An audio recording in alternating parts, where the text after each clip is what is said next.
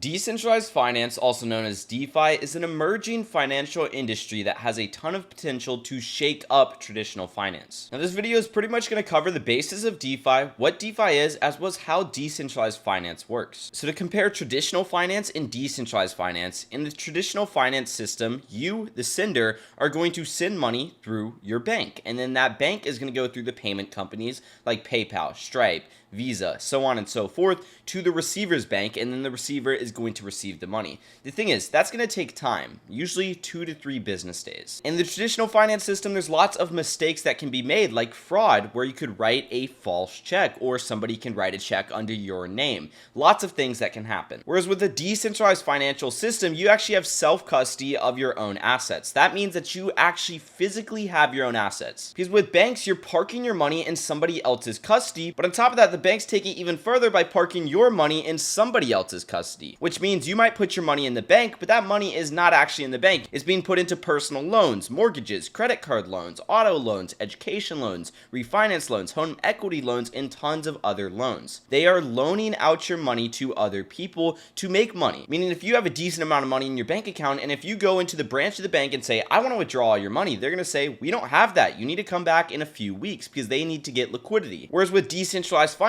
you actually have custody of your own assets. I use a wallet called a ledger wallet, and that means that all of my crypto assets are stored on the blockchain, but this ledger right here allows me to access all of my cryptocurrency that is stored on the blockchain. And if I don't have this ledger, or somebody else doesn't have this ledger, then of course they're not going to be able to access my assets. And the best part is there is only one of these ledgers available. Obviously, there's thousands, if not hundreds of thousands of ledgers around the world, but the thing is, this one is unique to me. It has my own private key. Each ledger is going to have a different private key. So let's take a look at this diagram that I made right here. On a ledger, you have two things, a public key as well as a private key. The private key allows you to actually access your funds. So if you go into your ledger wallet and you import a private key, let's just say, you're going to be able to access all the funds that are associated with that private key. Whereas with the public key, also known as a wallet address, it's just a read-only copy. So for example, if we go to a random person's wallet address right here, you can see that they have 0.03 Ethereum, which is worth currently about $67,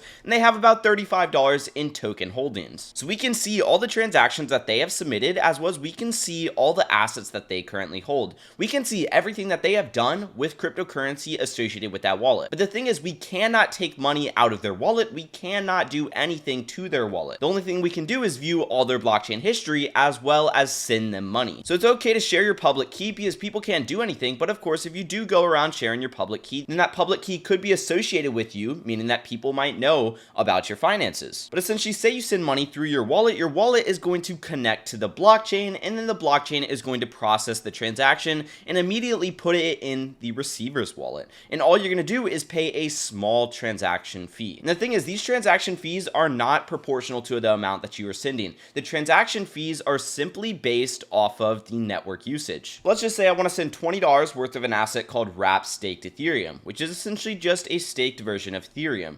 Well, as you can see, it's going to pop up to send this money over here, and the gas fee is only 21 cents. The gas fee is the transaction fee. Now, say I want to send, let's just say, all of my wrapped staked Ethereum, which is currently worth $11,200. You could see that the gas fee is still 21 cents. Now, in the case that a lot of people are using the network and a lot of people are executing transactions, executing trades, and so on and so forth, the gas fee is going to be higher because the network usage is higher. Whereas if there's not a lot of people executing transactions, the gas fees are going to be lower. The takeaway from this is regardless what the amount you are sending, the gas fee is going to be the same. Before we get any further, I want to mention that we do have a free DeFi starter guide down below in the description if you guys do want to check that out. So let's talk about the differences between centralized, decentralized, and distributed networks. So first off, I want to talk about centralized networks. All the servers in the network rely on one central entity. So as you can see in this example, we have all of these light blue dots that are relying on this one big white dot. You can consider this like Visa or Stripe or PayPal, Wells Fargo, a payment processor, or anything like that. All the servers rely on that one central entity, meaning that the central entity has full authority over what happens on their network. So for example, if this central entity wants to block somebody from accessing their network, or if they want to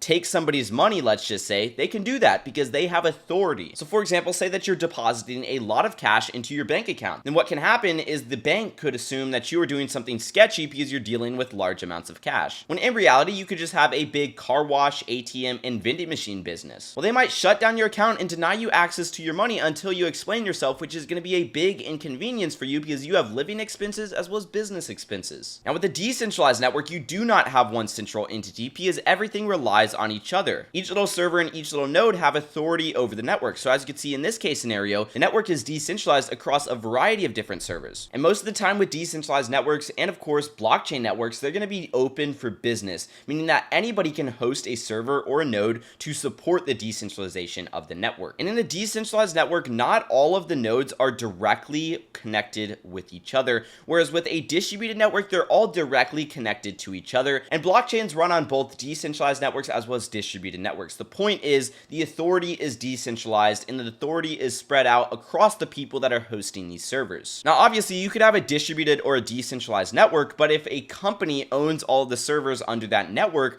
then it's still not decentralized. In order for it to be truly decentralized, it needs to have a ton of different people from a ton of different demographics hosting the network. So for example, you could have a decentralized network like this where I'm the person in the middle and each network has their own authority, or you could have a distributed network where all of these servers rely on each other. Now, obviously, a distributed network is going to be a better model simply due to the fact that it is more distributed and it's more decentralized than a decentralized network. And that's because if I get taken out of the equation, for example, my server goes down or something like that, not all these other servers go down because they're still connected to each other. Whereas with just a decentralized network, if I go down, all these servers are left hopeless because they're not connected to anything. But a true blockchain network is going to be hosted by a variety of different people in a variety of different areas. So for example, let's just say Jim and Bob are from the United States. If the United States decides to ban hosting decentralized networks, Jim and Bob get taken out of the equation. You still have, let's just say, Tim and Ben that could be in the United Kingdom, and Alex and Sally that are in Canada, and they're still hosting the network. So for example, even though we eliminated 2 people, the network is still running perfectly fine and the network is still decentralized. That is the beauty of a blockchain network, and that is the beauty of a decentralized network. Because let's just say instead of these servers being individual people hosting their own server, it's just me hosting a ton of servers like this. Well, in the case that whatever area I'm in outlaws, let's just say, supporting decentralized networks, if we take my network offline, all these networks go offline as well, which means the entire network gets wiped out. So the point I'm getting at is something that is truly decentralized cannot be shut down by one single entity or one single government, simply due to the fact that the power is distributed all across people all around the world. Now, we have 3 different things that we want to take note of. Number 1 is blockchain. A blockchain isn't just used for cryptocurrency, it's not just used for finance, it is just a simple decentralized network. And cryptocurrency is just simply a digital currency, and 99% of cryptocurrencies are hosted on blockchain networks. And that's because the goal behind cryptocurrencies, also known as digital currencies, are to be fully decentralized. But of course, some cryptocurrencies are more decentralized than others. Now let's go ahead and talk about how that works. For example, let's just say we have Binance Smart Chain, and on the Binance Smart Chain network, there is a company named Binance. And if Binance, the company, hosts the majority of the network or has the nodes for the majority of the network that BNB token is on, then of course they have the power to make changes to the network without approval from, of course, the community or from the other servers. And that's because they have the majority of the power in the network, which could make BNB not as decentralized as an asset like Ethereum or Bitcoin, where you have people all around the world, random people hosting the decentralization of Ethereum and Bitcoin. The other thing is the majority of the liquidity for BNB could be held in the hands of just a few people, which would make it centralized. Now, even a cryptocurrency that's on a decentralized network can be centralized. Let's take a look at SHIB, for example. Out of all the people that hold SHIB, let's just say there's 1 million holders. Of course, if there's one holder that holds maybe 85% of the supply of SHIB, meaning they hold 85% of all SHIB in circulation, that makes SHIB tokens centralized. And the reason why is because if this one person were to sell off their bag of SHIB, it would completely crash the market and everybody else would be left screwed. So a true decentralized cryptocurrency is going to have a ton of holders with not so great amounts. So for example, it's going to be distributed. So in the case of SHIB, you don't want to have people that are holding over 1% of the overall token supply, because of course, if they do dump their supply, you don't want it to crash the price. And of course, another thing that we need to take in mind is we don't want to have to submit our KYC information, also known as our name, email address, social security number, offer or anything like that in order to purchase a cryptocurrency, because that makes the cryptocurrency centralized. We want to be able to just go over to a decentralized exchange and execute that trade, because there are some crypto assets where you actually have to submit that information in order to access a cryptocurrency, and that just completely takes away the decentralization of the asset. So now you know that we can have a decentralized network while still having centralized assets on that decentralized network. The other thing is, in the SHIB smart contract, which is essentially the code behind this cryptocurrency known as SHIB, there shouldn't be any backdoors where more tokens can be printed or where people can maybe steal tokens from other people or anything like that. Because remember, this is cryptocurrency. It's also known as the Wild West. People can code their own tokens. They can put whatever they want into that code of that token. So you do need to be careful about what tokens you're investing into to make sure that their code is solid. Now, of course, let's talk about DeFi very quickly. Decentralized finance is just a finance industry on the blockchain that utilizes cryptocurrencies. And currently there's about $48 billion worth of TVL in DeFi, which means that there's about $48 billion in decentralized finance. Now, lastly, within the decentralized finance space, you have a few different layers. First off, you have the settlement layer. This is also known as the blockchain layer. This is the decentralized network where, of course, the assets are hosted. And on top of the decentralized network, you have all of these following layers. You have the asset layer, which is where your cryptocurrencies are. So your cryptocurrencies are hosted on the blockchain. So assets rely on the settlement layer.